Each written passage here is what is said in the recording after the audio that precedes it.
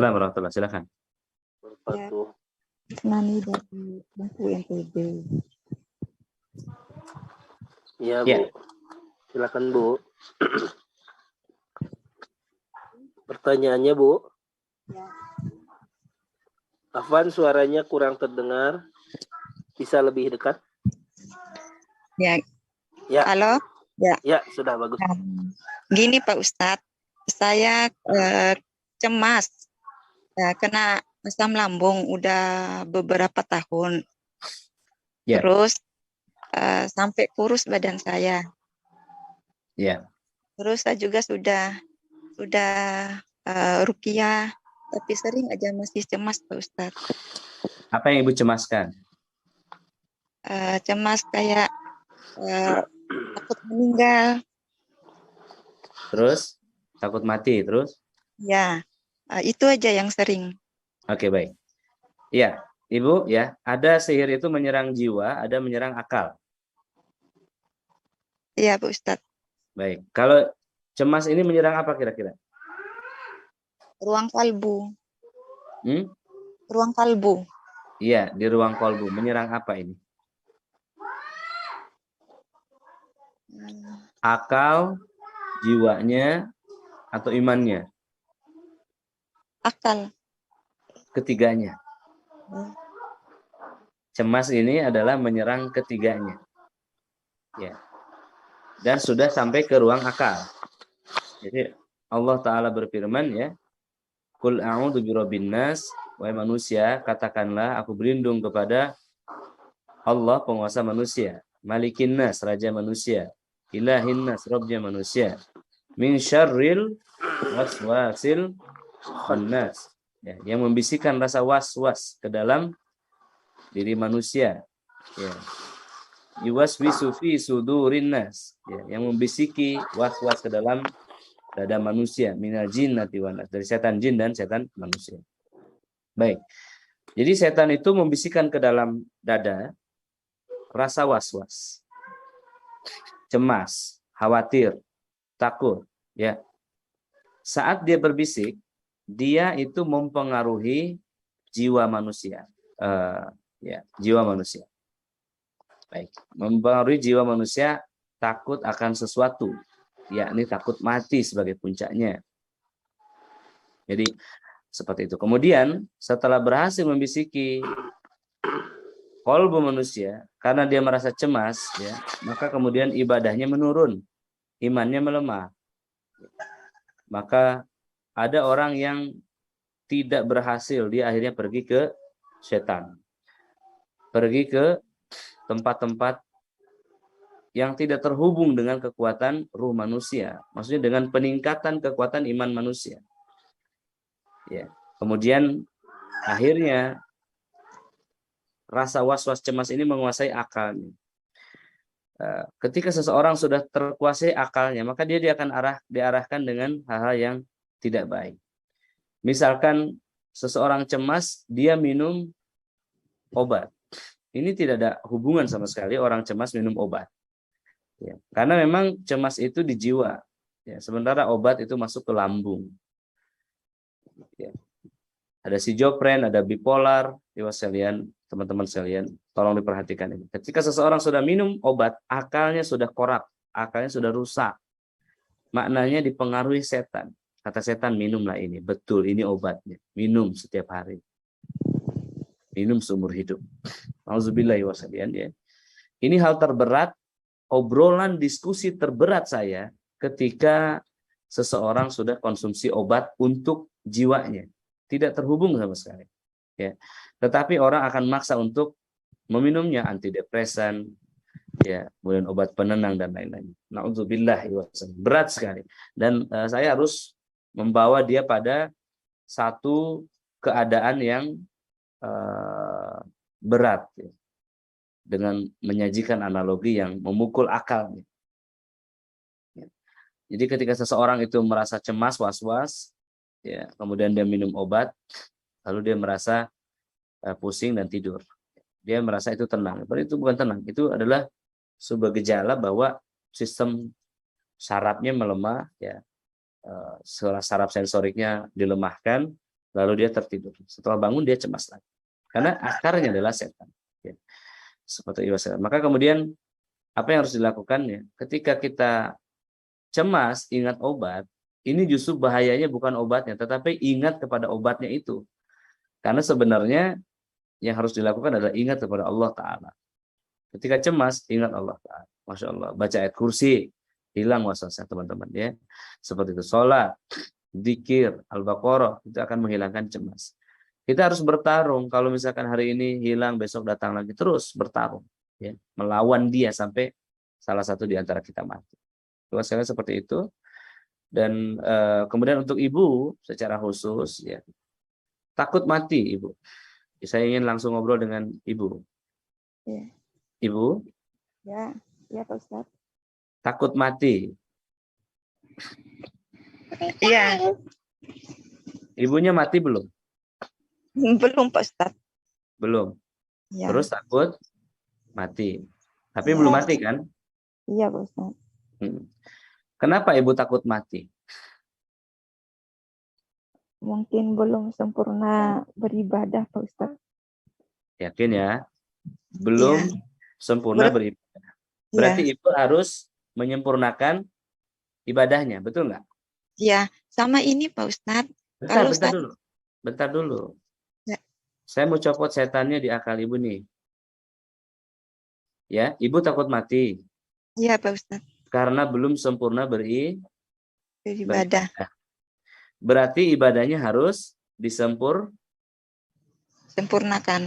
Disempurnakan. Di mana tempat menyempurnakan ibadah? Di akhirat apa di dunia? Di dunia. Berarti ibu harus bersedih atau bergembira ketika masih hidup? Bergembira. Sekarang ibu gembira apa sedih? Lagi sedih Pak Ustadz. Sedih. Keliru nggak sedih? Keliru.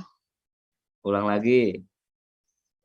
Ibu cemas, takut mati. Ya. Kenapa takut mati? Belum beribadah dengan sempurna.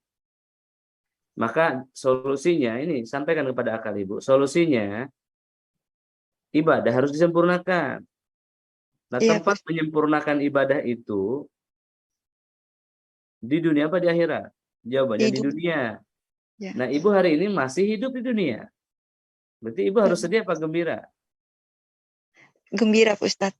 Gembira, tapi kenapa nggak gembira? Karena takut mati. Ya, karena datang sering cemas. Takut mati. Ya. Nah, terus muter-muter ini. Takut mati. Kenapa takut mati? Belum ibadah. Berarti harus disempurnakan. Di dunia apa di akhirat? Di dunia. Sekarang di dunia apa di akhirat? Di dunia. Harusnya ibu bergembira tapi bersedih. Sedihnya takut mati karena belum beribadah. Iya, iya Pak Ustadz.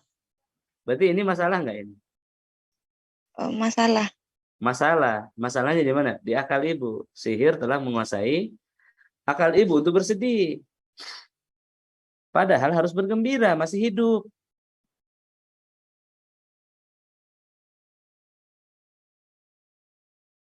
Betul nggak?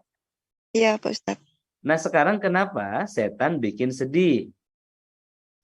Pertanyaannya, jawabannya karena sedih itu bentuk kekufuran, yaitu mengingkari nikmat Allah Ta'ala. Mengingkari nikmat apa? Nikmat hidup. Allah hidupkan lalu kita bersedih. Harusnya bersungguh-sungguh ibadah. Baik Bun, maka kemudian ketika kita sadar bahwa kita ini sedang melakukan dosa dengan bersedih itu, maka bergembira. Apa kata Allah Ta'ala? Ya, Innal ladzina qalu rabbuna Allahu thumma istaqamu tatanazzalu alaihimul malaikatu an la takhafu wa la tahzanu wa absiru bil jannah allati kuntum tu'adun. Orang-orang beriman itu yang mengatakan aku beriman kepada Allah dan tetap dalam perkataan itu, dia akan didatangi malaikat. alla takhafu wa la tahzanu. Malaikat itu mengatakan, jangan kamu sedih, jangan kamu takut. Wa absiru bil jannah allati kuntum tu'adun. Kamu dapati semua di sana. Ibu, gimana lagi permasalahannya? Sama ini Pak Ustadz. Kalau setiap saya sholat pasti saya takut Pak Ustadz. Takut apa? Ada aja gemetaran, terus dada berdebar. Iya, takut apa? Takut mati itu Pak Ustadz. Mati dalam sholat bagus. Kenapa takut? Bu? Ketika ibu takut, dipikirkan benar nggak rasa takut saya ini? Gitu. Kalau tidak betul, enggak usah takut. Itu obatnya. Iya Pak Ustadz. Saya beritahu ibu, semua rasa takut bermuara kepada jiwa, yaitu matinya jiwa. Nah, bagi seorang beriman, matinya jiwa itu tidak, kenapa? Tidak masalah, karena dengan kematian itu akan terhubung ke akhirat. Hari keadilan di mana kita mendapatkan keadilan di sana.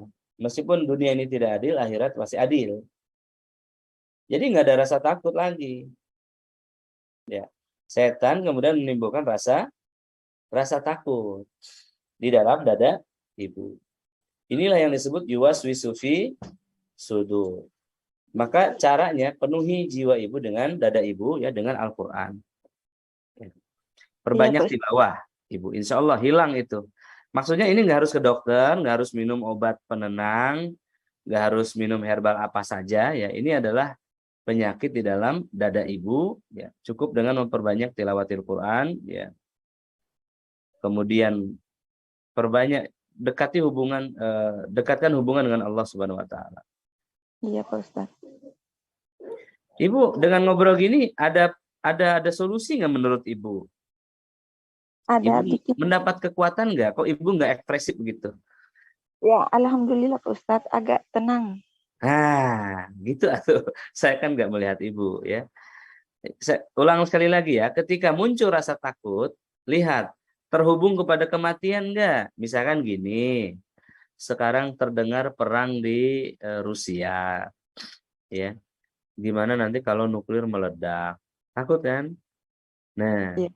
Kalau ya takut, memang kalau meledak di Rusia apa di Indonesia, apakah kita bisa menghalang? Jawabannya tidak. Kita ini bukan bagian daripada pengambil keputusan, gitu ya. Maka itu adalah hal di luar kontrol kita. Kalau hal di luar kontrol kita, berarti ada kontrol Allah. Betul nggak?